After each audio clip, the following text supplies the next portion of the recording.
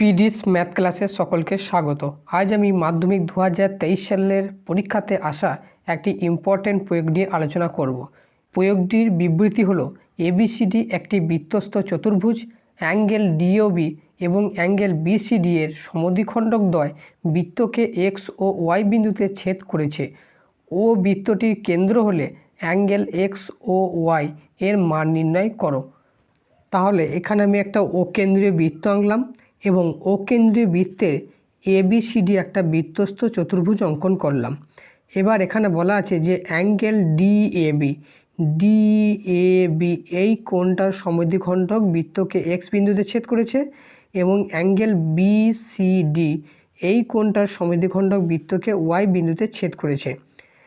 এবার ও বৃত্তটার কেন্দ্র হলে অ্যাঙ্গেল এক্স ও ওয়াই এর মান নির্ণয় করতে হবে, মানে এই অ্যাঙ্গেলটা বের করতে হবে। এবার এই অঙ্কটা অ্যাঙ্গেল এক্স ও ওয়াই এর মানটা 180 ডিগ্রি হবে, অর্থাৎ এক্স ওয়াইটা বৃত্তটার ব্যাস হবে। তাই ছবিটা যখন আঁকবো তখন বৃত্তটা ব্যাসটা আগে এঁকে নেব, তারপরে এবিসিডি বৃত্তস্থ চতুর্ভুজটা অঙ্কন করব। তাহলে ছবিটা অ্যাপ্রোপ্রিয়েট হবে, কারণ বৃত্তস্থ চতুর্ভুজ যেমন তেমন এঁকে নিলে শেষে এই কোণগুলোর সমদ্বিখণ্ডকগুলো এক্স আর ওয়াইটা বৃত্ততে ছেদ করলে তারপর যোগ করলে এক্স ওয়াইটা তখন বৃত্তটার ব্যাস হবে না, তাহলে তখন ছবিটা একটু অন্যরকম হয়ে যাবে। তাই প্রথমেই যখন ছবিটা আঁকবো তখন এক্স ওয়াই বৃত্তটার ব্যাসটা অ্যাট ফার্স্ট এঁকে নেবো, তাহলেই অঙ্কটা ছবি আঁকাটা ইজি হয়ে যাবে। এটা উপপাদ্যের কোনো প্রয়োগ নয় বা উপপাদ্যও নয়, শুধুমাত্র একটা অঙ্ক। তাই এক্ষেত্রে ওই উপপাদ্যের মতো অঙ্কন, প্রমাণ করি, প্রদত্ত ওইসব লেখার কোনো প্রয়োজন নাই। যেহেতু এখানে এবিসিডি একটা বৃত্তস্থ চতুর্ভুজ, আর আমরা জানি বৃত্তস্থ চতুর্ভুজের বিপরীত কোণগুলি পরস্পর সম্পূরক, সেটাই এখানে লিখব যে এখানে এবিসিডি একটি বৃত্তস্থ চতুর্ভুজ, আর বৃত্তস্থ চতুর্ভুজের বিপরীত কোণগুলি পরস্পর সম্পূরক। তাহলে এখানে এ কোণটার সি কোণটা হচ্ছে বিপরীত কোণ, দুটি কোণের যোগফল 180 ডিগ্রি হবে।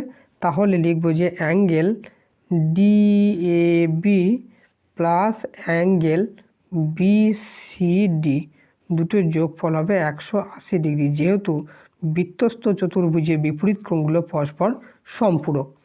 এবার এখানে আমি একটু কাজ করব। এবার উভয় পক্ষকে 2 দিয়ে ভাগ করে দেবো। উভয় পক্ষকে 2 দিয়ে ভাগ করলে কী হবে, 8/2 8/2 8/2 হয়ে যাবে। তাহলে বাই 2 লেখাও যা, হাফ গুণ করে লেখাও তাও। তাহলে half into angle DAB plus half into angle BCD equals to half into angle 180 degree. তাহলে বাঁ দিকে থাকলো half into angle DAB plus half into angle BCD, আর এটা হয়ে যাবে 90 হয়ে গেল। এবার হাফ অফ অ্যাঙ্গেল ডিএবি এই অ্যাঙ্গেলটার অর্ধেক, অর্থাৎ এইটুকু হতে পারে, এইটুকু হতে পারে। তাহলে আমি ওপরটা দরকার নাই, নিচেরটুকু লিখবো। তাহলে হাফ অফ অ্যাঙ্গেল ডিএবি সমান আমরা লিখতে পারি অ্যাঙ্গেল এক্স এ বি, এইটুকু লিখলাম, প্লাস একই রকম হবে বিসিডি অ্যাঙ্গেলের অর্ধেক, বিসিডি এই অ্যাঙ্গেলের অর্ধেক এইটুকু হয়, এইটুকুও হয়। যেহেতু সিওয়াইটা সমদ্বিখণ্ডক, তাহলে আমি এখানে এইটুকু লিখব। তাহলে অ্যাঙ্গেল ওয়াইসিবি এইটুকু অ্যাঙ্গেল ইকুয়ালস টু হয়ে গেল 90 ডিগ্রি। এবার এখানে একটা সামান্য একটা অঙ্কন করতে হবে, এ আর ওয়াই এই দুটো বিন্দু যোগ করতে হবে। তাহলে সেটা লিখে দেবো যে এ ওয়াই যুক্ত করলাম, এ ওয়াই যুক্ত করলাম, আর এখানে এই ওয়াই বি এই চাপটা আছে, এখানে মাঝখানে একটা বিন্দু দিলাম পি। এবার ওয়াই পি বি বা বিপি ওয়াই এই চাপের ওপর এই কোণটার আর এই কোণটা সমান হবে, কারণ আমরা পড়েছিলাম একই বৃত্তাংশ সকল কোণের মান সমান। আমি ধরলাম এটা একটা বিন্দু, এটা একটা বিন্দু, এ পি বি এই চাপের ওপর এই কোণটা আর এই কোণ দুটো কোণ সমান হয়। এইখানে এই কোণ দুটো কী হয়, একই বৃত্তাংশ সকল কোণের মান সমান। এই ছবিটাও ঠিক একই রকমভাবে আছে যে বিপিওয়াই এই চাপের ওপর এই কোণটা আর এই কোণটা হচ্ছে একই বৃত্তাংশ কোণ। তাহলে এই কোণটা আর এই কোণটা এই দুটো কোণ সমান হবে, সেটাই লিখব যে একই বৃত্তাংশ সকল কোণের মান সমান, এই উপপাদ্যটা ইউজ করে হবে। তাহলে সেটাই লিখি যে এখন ওয়াইপিবি বৃত্তচাপের ওপর একই বৃত্তাংশ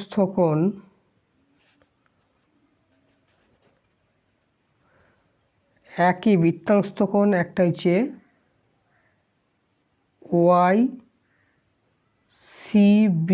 ওয়াইসিবি এই অ্যাঙ্গেলটা, আর একটা আছে ওয়াইএবি ও অ্যাঙ্গেল ওয়াইএবি। এবার আমরা জানি একই বৃত্তাংশ সকল কোণের মান সমান, তাহলে এরা দুজন সমান হবে। অতএব অ্যাঙ্গেল ওয়াইসিবি ইকুয়ালস টু অ্যাঙ্গেল ওয়াইএবি। এবার আমরা যেখানে এই ইকুয়ালস টু 90 পেয়েছি, এটাকে আমরা 1 নম্বর সমীকরণ নাম দিলাম। এখানে এবার ওয়াইসিবি, এই ওয়াইসিবির জায়গায় ওয়াইএবি এই মানটা বসিয়ে দেবো।